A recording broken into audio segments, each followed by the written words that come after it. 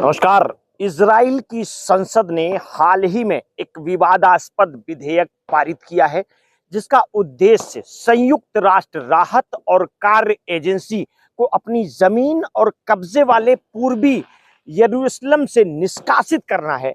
UNRWA फिलिस्तीनी शरणार्थियों की सहायता ले लंबे समय से महत्वपूर्ण भूमिका निभा रही है, विशेषकर गजा और वेस्ट बैंक जैसे संवेदनशील इलाकों में, जहां मानवाधिकार और सुरक्षा के मुद्दे लगातार बने रहते हैं। इस विशेष विधेयक के लागू होते ही यूएनआरडब्ल्यूए को 3 महीनों के भीतर इजराइल और पूर्वी यरूशलेम से अपना कामकाज समेटना होगा, जिससे न केवल फिलिस्तीनी शरणार्थियों के लिए आवश्यक सेवाओं पर प्रभाव पड़ेगा, बल्कि ये कदम इजराइल फलस्तीनी संघर्ष के समाधान के लिए गंभीर नतीजे भी दे सकता है। संयुक्त राष्ट्र महासचिव एंटोनियो गुटेरेस ने इस विधेयक की निंदा करते हुए इसे क्षेत्र की शांति और सुरक्षा के लिए नुकसानदेह बताया है। वहीं यूएनआरडब्ल्यूए के प्रमुख फिलिप लिजारनी ने भी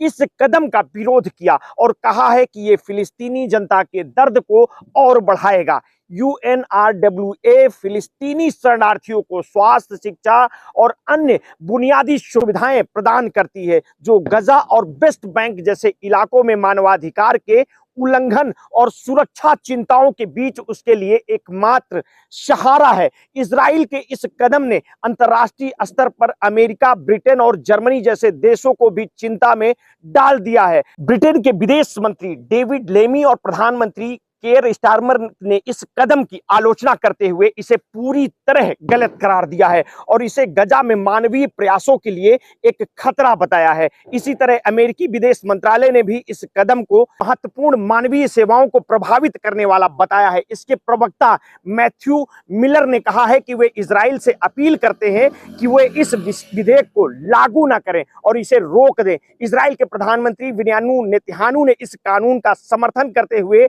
यूएनआरडब्ल्यूए पर इजरायली विरोधी गतिविधियों में शामिल होने का आरोप लगाया है। उनके अनुसार कर्मचारी हमास के साथ सहयोग में शामिल हैं और उनका यह भी दावा है कि हाल ही के 7 अक्टूबर के हमले में यूएनआरडब्ल्यूए के 19 कर्मचारी शामिल थे। इजराइल ने संयुक्त राष्ट्र ने इन दावों की जांच की अपील की है, जिसके साथ संयुक्त राष्ट्र ने 9 कर्मचारियों को बर्खास्त कर दिया है। लेकिन संयुक्त राष्ट्र ने यह भी कहा है कि इजराइल के व्यापक आरोपों के समर्थन में उसे पर्याप्त सबूत नहीं मिले हैं। यूएनआरडब्ल्यूए ने इस आरोप का खंडन किया है और स्पष्ट किया है कि हमास के साथ उसका कोई राजनीतिक संबंध नहीं है। उसके सारे समझौते केवल गजा पट्टी में मानवीय सेवाओं को सुनिश्चित करने के लिए थे।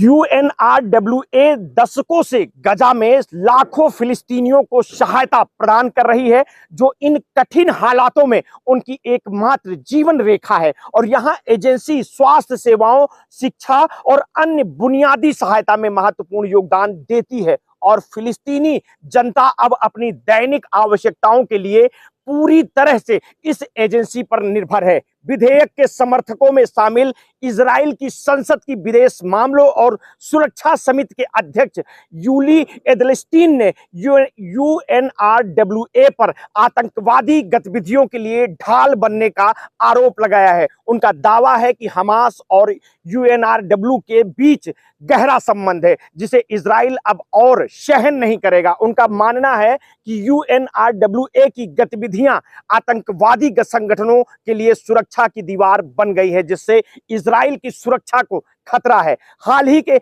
हमास के हमले ने इस क्षेत्र की सुरक्षा स्थिति को पहले ही कहीं अधिक तनावपूर्ण बना दिया है। इजराइल की ओर से इस तरह की कदम उस तनाव को और बढ़ा सकते हैं। गजा में हालात बेहद गंभीर हैं और यूएनआरडब्ल्यूए की उपस्थिति ने अब तक यहां के नागरिकों के लिए राहत पहुंचाने में महत्वपूर्ण भूमिका निभाई है। इसके बगैर यहां की लाखों की आबादी बिना किसी सहायता के रह जाएगी और ऐसे हालात में उनकी सुरक्षा और जीवन के अधिकार पर भी गंभीर सवाल खड़े हो सकते हैं।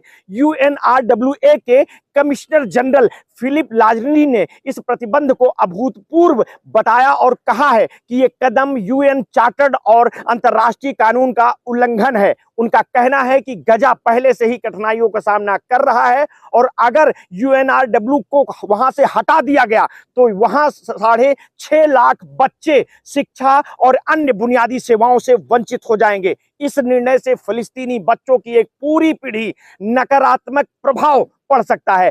वेस्ट बैंक में भी लगभग 25 लाख फिलिस्तीनी यूएनआरडब्ल्यूए की सहायता पर निर्भर है, जो पहले अपने अधिकारों और सेवाओं के लिए एजेंसी की शरण लेते हैं। और यह कदम सिर्फ यूएनआरडब्ल्यूए के काम को बाधित नहीं करेगा, बल्कि फिलिस्तीनी समाज की बुनियादी संरचना को भी कमजोर कर सकता है। वेस्ट बैंक और गजा में यूएनआरडब्ल्यूए का काम उन मानवीय जरूरतों को पूरा करने पर केंद्रित है जो फिलिस्तीनियों को रोजमर्रा की जिंदगी के लिए आवश्यक है। संयुक्त राष्ट्र मानवाधिकार प्रमुख ने इजराइल के इस कदम पर गहरी चिंता जताई है। उन्होंने कहा है कि इजरायली सेना फिलिस्तीनियों को बमबारी, कब्जे और भूख के संकट का सामना करने के लिए मजबूर कर रही है। गजा के नागरिकों का मानना है कि इजरायली सेना उन्हें समर्पण करो या भूखे मरो की नीति अपनाने पर मजबूर कर रही है।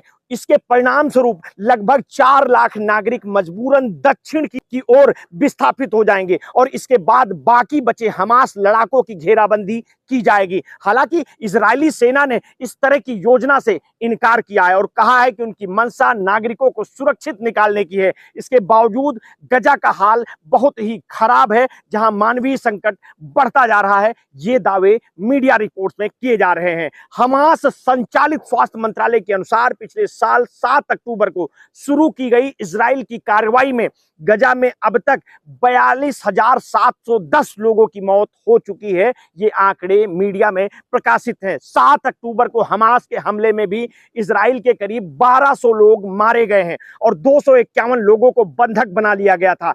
इस हमले ने इस क्षेत्र में तनाव को पहले से कहीं अधिक बढ़ा दिया है और ऐसे यूएनआरडब्ल्यूए का निष्कासन मानवीय संकट को और जटिल बना देगा। संयुक्त राष्ट्र अमेरिका, ब्रिटेन और कई अन्य देशों ने इजराइल के इस निर्णय को लेकर गंभीर चिंता व्यक्त की है। वे मानते हैं कि यूएनआरडब्ल्यूए का निष्कासन न केवल फिलिस्तीनियों के लिए बल्कि पूरे क्षेत्र की स्थिरता के लिए खतरा पैदा करेगा। ब्रिटेन के विदेश मंत्री डेविड लेमी और प्रधानमंत्री केयर स्टारमर ने इस कदम की आलोचना करते हुए इसे पूरी तरह गलत करार दिया है और इसे गजा में मानवीय प्रयासों के लिए एक खतरा बताया है। इसी तरह अमेरिकी विदेश मंत्रालय ने भी इस कदम को महत्वपूर्ण मानवीय सेवाओं को प्रभावित करने वाला बताया है। आगे की अपडेट के लिए आप हमारे साथ जुड़े रहिए, समय समय पर हम आपको अपडेट देते रहेंगे। आपने अगर अभी तक हमारे इस चैनल को सब्सक्राइब नहीं किया है तो तत्काल कर लीजिए। बेल आइकन दबाना बिल्कुल न भूलिए। अपने स्वास्थ्य के प्रति सचेत रहिए, सजग रहिए, अपना ध्यान रखिए। शुभ दीपावली।